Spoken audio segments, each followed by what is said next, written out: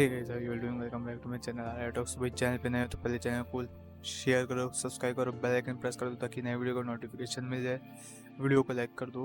और चलो भाई आज का वीडियो चालू करते। तो आज की मूवी रिव्यू है कुरुथी का।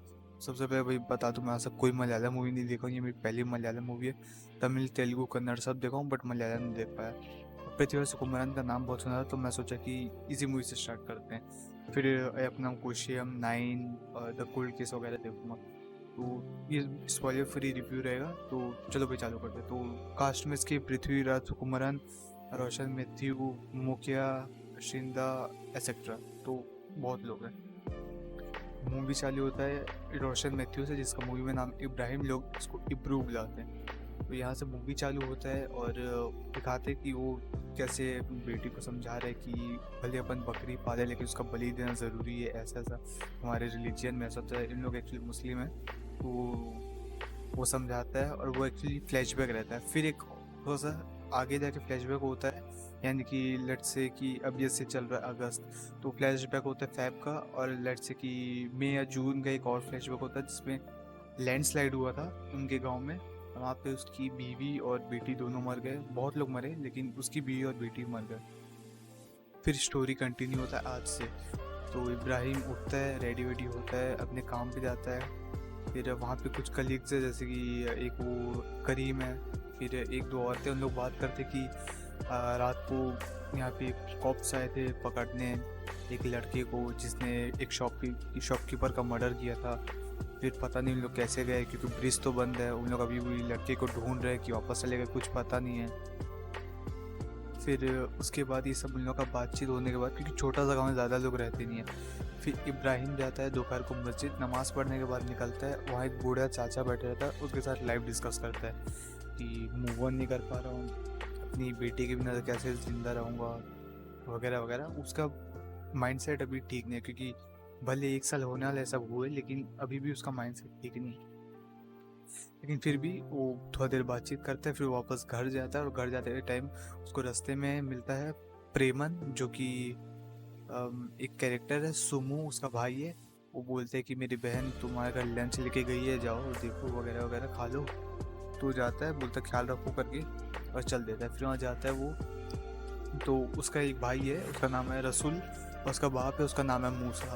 वो लोग फाइट करते थे कि बोलते वो रसूल अपने बाप को बोलता है कि तुम अल्कोहलिक हो, तुम्हारे चक्कर में फैमिली बर्बाद हो गया, वगैरह वगैरह। तो जैसा कि अपन बहुत सारे मूवी में देखे हैं कि बाप बेटे में बनती नहीं है, वही एंगल है। तो वहाँ पे फिर खाना वाना खाने के बाद सुम्मू और इब्रू के बीच में बात होता है कि मूव ऑन के बारे में, पास्ट फ्यूचर, शादी वगैरह, ये सब थोड़ा देर बात होता है।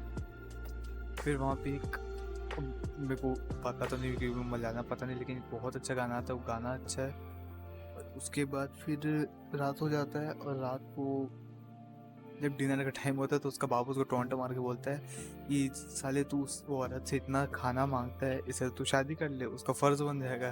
तो थोड़ा सा फनी रहता है। उसका बाप थोड़ा सा ओल्ड फैशन दिमाग का है, ओल्ड स्कूल टाइप का। तो उल्टे सीधे कमेंट पास करता है। लेकिन फिर अचानक से बात करते करते ही एक बंदा डोर तोड़ के, नहीं बोलूँगा लेकिन डोर का लगा नहीं रहता है कुंडी, ऐसे फेंका के आता है। और पीछे से कॉप आता है। कॉप जैसे ही आता है, हर दरवाज़ा हर विंडो बंद करता है। उन लोग से फ़ोन छीन के रख लेता है। वेपन वहाँ पे जो भी रहता है, आरी, उस तरह हथौड़ा, जो भी रहता है वो सब बांध के एक जगह रख देता है। फिर वो पूरा सीन एक्सप्लेन करता है कि भाई मैं कॉप हूँ, ये वही लड़का है जो शॉपकीपर का मर्डर किया था। हम कॉप लोग इसको वापस ले जाए थे। हम लोग के गाँव में किसी 2-3 बंदों ने अटैक कर दिया, और जैसा कि ब्रिज टूटा तो हम लोग जा नहीं सकते। अब रेनफोर्समेंट को आने में सुबह तक का टाइम है, तो हम लोग को यहीं रुकना पड़ेगा। और वो किसी पे ट्रस्ट नहीं कर सकते क्योंकि पता नहीं गांव में कौन मिल रहा है, क्योंकि इन लोग को जो लोग अटैक किए थे उन लोगों को एग्जैक्ट रूट पता था कि पुलिस वाले कहाँ से जाएंगे और कितने बजे जाएंगे। तो उन लोग किसी पे ट्रस्ट नहीं कर सकते। इसलिए इब्रो और उसकी फैमिली को बोले कि तुम लोग भी कहीं नहीं जाओगे, आज रात को घर में ही रहो, कहीं नहीं करना नहीं है। लेकिन फिर सुम्मू डिनर लेके आ जाती है, तो उसको भी उन लोग, अब दरवाज़ा नॉक करती है तो अंदर लेना पड़ता है। और खाना खाते खाते सब एक्सप्लेन कर देते हैं उसको भी कि वापस नहीं जा सकते, वगैरह वगैरह, चाहे कुछ भी हो, सुबह तक कहीं नहीं जा सकते। अब थोड़ी देर लोग घर में रहते हैं, उन लोग सोने जाने वाले रहते हैं कि दरवाज़ा पे एक और नॉक होता है। और नॉक होने के बाद जब पूछते कौन है तो करीम रहता है। तो इब्रू उसको पूछता है कि तुम अकेले हो कि नहीं, तो बोलता है हाँ मैं अकेले हूँ। वो लोग दरवाज़ा खोलते हैं, अंदर बैठाते हैं, पानी वानी मांगता है। जैसे ही पानी पीता है तो इब्रू का नज़र पड़ता है उसकी बाइक पे। फिर वो बोलता है यार ये तो तेरी बाइक नहीं है। तो बोलता है नहीं ये मेरी नहीं है, ये लाइक की है। फिर इब्रू पूछता है लाइक कौन। तो पृथ्वीराज सुकुमारन दरवाजे पर खड़ा है तो बोलता है मैं लाइक हूँ। और वहाँ पे जो बीजीएम होता है वो तो भाई नेक्स्ट लेवल है। मतलब साउथ की मूवीज़ में बीजीएम अच्छा ना हो ये हो ही नहीं सकता, बहुत रेयरली ही होता होगा। मैं अभी तक जितना देखा हूँ हर मूवी में अच्छा रहता है। तो वहाँ फिर पृथ्वीराज का एंट्री होता है और स्टार्टिंग में एकदम मेरे को लगा कि अजीब टाइप का एक्सप्रेशन दे रहा है। मेरे को कैसा अजीब टाइप का एक्सप्रेशन दे रहा है, लेकिन मेरे को एक्चुअली लगा कि वो हीरो है मूवी में। लेकिन जब वो टेबल पे बैठा और जैसे बात किया तब मेरे को रियलाइज हो नहीं ये तो विलन है। फिर वहाँ पे वो बैठता है, बात करता है, खाना मांगता है। उन लोग की बॉडी लैंग्वेज से ऑब्जर्व करके वो एक अलग ही माइंडसेट रहता है पृथ्वीराज के मूवी में। वो उसका थिंकिंग बहुत हाई लेवल का रहता है। तो समझ आता है कि कुछ गड़बड़ है और यहाँ कुछ ना कुछ लोचा है करके। तो आखिर में पुलिस वाले को बाहर निकलना पड़ता है रूम से और वो बोलता है कि देख भाई मैं तेरे को लौंडा देने नहीं वाला, तू निकल यहाँ से, पुलिस देखेगी, पुलिस का मैटर है। तो बोलता है कि सर आपको एक लास्ट चांस दे रहा हूँ, वो बंदे को आप दो मेरे को, आपको और आपके पुलिस वाले जितने भी कलीग्स हैं जिनको मैं पकड़ूँ सबको जिंदा न्याय दूंगा। तो पुलिस वाला बोलता है जो उखाड़ना उखाड़ ले, मैं तो घंटा नहीं छोड़ने वाला उसको, मैं कॉप हूँ, अपना सर्विस करूँगा ही जो मेरे को करना है। फिर वहाँ पे एक छोटा सा फाइट होने ही जाने वाला रहता है, कॉप गोली मारने वाला रहता है। उससे पहले पृथ्वीराज यानी कि अपना जो लाइक है वो गले में चाकू मार देता है। जैसे वो लड़के को लेने जाना रहता है तब तक उसके हाथ से गन लेके इब्राहिम उन लोगों की तरफ एम कर देता है। तो उन लोग को घर से निकलना पड़ता है। अब घर से निकलने के बाद उन लोग का बहुत सारा तू तू मैं होता है बंद दरवाजे से ही। तो लाइक एक आखिरी वार्निंग देते हैं इब्राहिम को कि छोड़ दे वो लड़के को, मैं कुछ नहीं बोलूँगा, माफ़ कर दूंगा वगैरह वगैरह।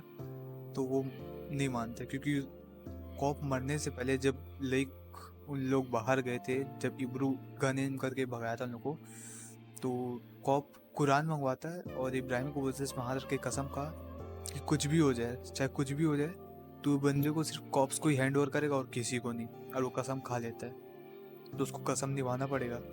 तो इसलिए मूवी का जो टैग लाइन है Kuruthi an oath to kill, और ऐसी an oath to kill a vow to protect, ये शायद हाँ an oath to kill an vow to protect, हाँ ऐसी कुछ है। तो यानी कि एक कसम खाया कि उसको मारना है वो लड़के को और एक कसम खाया कि उसको बचाना है, इसलिए टैग लाइन है। क्योंकि मैं स्टार्टिंग में देखा तो आई वाज लाइक ये क्या भाई, इसका क्या मतलब बनता है, लेकिन इसका यही मतलब है। और लाइक क्यों मारना चाहता है वो लड़के को, तो वो रीज़न ये है क्योंकि वो बंदे ने जिस शॉपकीपर को मारा था वो पृथ्वीराज सुकुमारन का बाप रहता है, तो उसको बदला चाहिए। तो फिर वहाँ से पृथ्वीराज बहुत बार ट्राई करता है अपने एक दो चमचे लोगों के साथ ट्राई करने का कि या तो घर में घुस जाए या तो घर वालों को बाहर निकाले। हर अटैम्प्ट फेल होता है।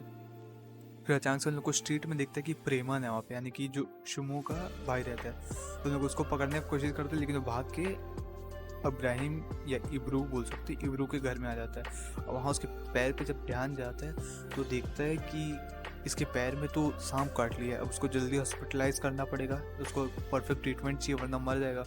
तो वहाँ पे छोटा सा उन लोग के बीच में हीट ऑफ द मोमेंट होता है। अब वहाँ पे अब वहाँ से 3 लोग निकलते हैं उसका इलाज कराने, सुम्मू, प्रेमन और वो बंदा जो मर्डरर है। अब उन लोग उसको क्यों लेके गए और इन लोग के बीच में क्या झगड़ा हुआ, क्यों हुआ, उसके लिए मूवी देखना पड़ेगा। अब उसके बाद जब वो उन लोग चले जाते हैं तो लाइक आता है इब्राहिम के घर, उसको बोलता है कि देख यही नतीजा होगा कि अपने रिलीजन वाले पे तेरे को भरोसा नहीं है, उस पर भरोसा वगैरह वगैरह। तो आखिरी में वो बोलता है ठीक है मैं हेल्प करूँगा और बोलता है कि चलो मैं शॉर्टकट से लेके चलता हूँ। तो उन लोग को शॉर्टकट से लेके जाता है 4 व्हीलर में।